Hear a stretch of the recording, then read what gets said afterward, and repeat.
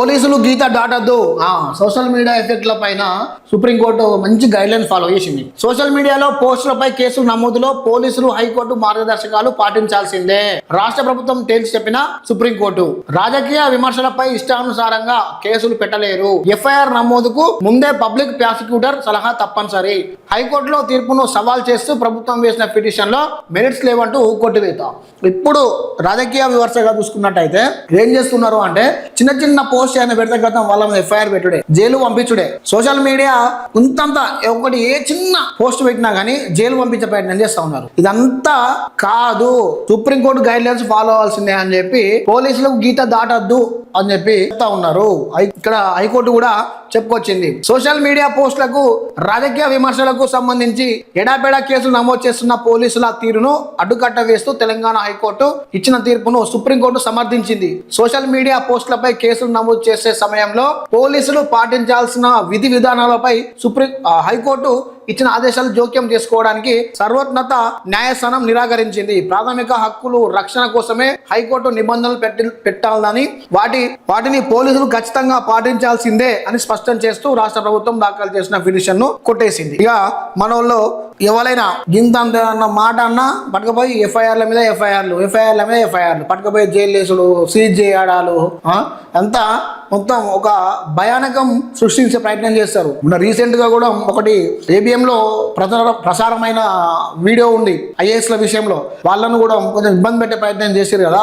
Airport లో నుంచి direct గుంజుకొచ్చి వాళ్ళని జైల్లో పెట్టి అంతా తెలంగాణలో రచ్చరచ్చ వేసిరంతా. సో ఆ విధమైన ఆలోచన విధానాన్ని మార్చుకోవాలి అని చెప్పి గైడ్ లైన్స్ కూడా రిలీజ్ చేసింది. సోషల్ మీడియా ఎంత పటిష్టంగా ఉందంటే తెలంగాణలో అంత పటిష్టంగా ఉంది. తెలంగాణ ప్రభుత్వం ఏర్పడడానికి ప్రధాన కారణం ఏంటిది?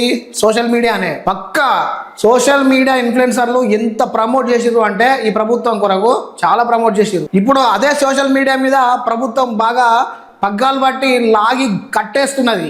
ఆ విధంగా చేయొద్దు, చేయడం చాలా తప్పు అని చెప్పిగా మాట్లాడుకొస్తుంది. ఇక పోలీసు వాళ్ళకు కూడా ఒక చిన్న వార్నింగ్ లెక్క ఇచ్చింది. సోషల్ మీడియా పోస్టులకు మీరు వెంటనే ఎఫ్ఐఆర్లు నమోదు చేయదు, వెంటనే దానికి ఒక పబ్లిక్ ప్రాసిక్యూటర్ని ఏర్పాటు చేసి అసలు నిజమా అబద్ధమా అనే దాని మీద విచారణ చేసి అప్పుడు ఎఫ్ఐఆర్ చేయాలి. ఇష్టానురీతిలో మీరు ఇష్టం ఉన్నట్టు డైరెక్ట్ పోయి ఎఫ్ఐఆర్లు పెట్టి జైలు పంపించి అది లేదు ఇది లేదు అది ఇది ఫేక్ దొంగ అని చెప్పి చాలా ప్రెస్ మీట్లలో జర్నలిస్టులను బెదిరించే ప్రయత్నం చేస్తున్నారు కదా.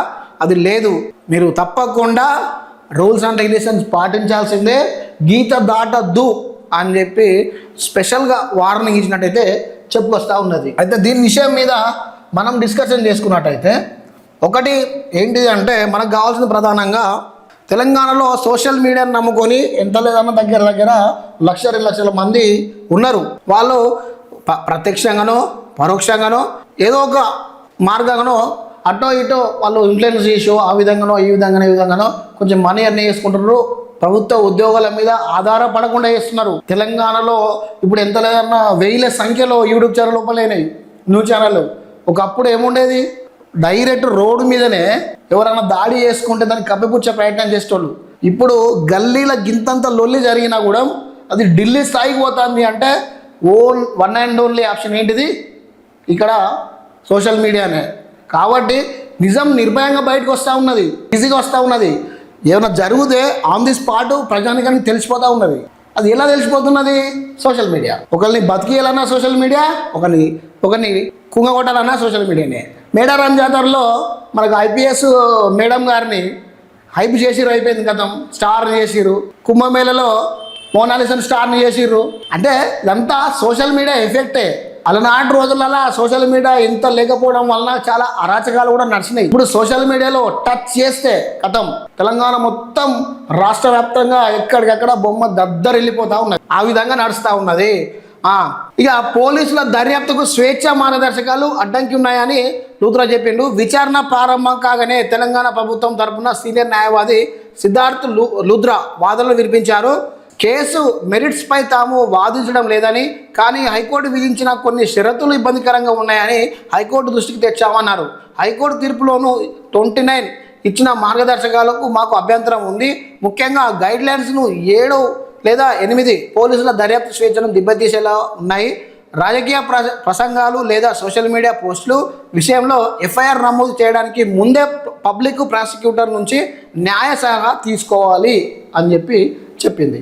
అంటే చూడండి, ఇక ఫస్టే మీరు ఎఫ్ఐఆర్ నమోదు చేసేటప్పుడే పబ్లిక్ ప్రాసిక్యూటర్ దగ్గర పోయి న్యాయ సలహా తీసుకొనే కేసులు పెట్టాలి. ఆ విధంగా మనకు చెప్తా ఉంది.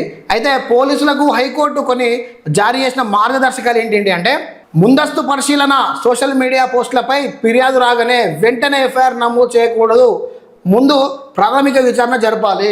ఎప్పుడైతే సోషల్ మీడియా పోస్ట్ వచ్చిందని చెప్పి ఒక క్యాండిడేట్ కేసు పెడితే ఎఫ్ఐఆర్ నమోదు చేయకూడదు, దాన్ని ప్రాథమికంగా వెరిఫికేషన్ చేయాలి, గ్రౌండ్ లెవెల్ వర్క్ చేసి దాన్ని చేయాలి అంటున్నారు. ఇంకోటి న్యాయ సలహా, రాజకీయ విమర్శలు, సున్నితమైన అంశాలకు సంబంధించిన పోస్టుల విషయంలోనూ కేసు నమోదు చేసి ముందుగా తప్పనిసరిగా పబ్లిక్ ప్రాసిక్యూటర్ నుంచి న్యాయ సలహా తీసుకోవాలి అని చెప్పి కూడా చెప్పుకొస్తుంది.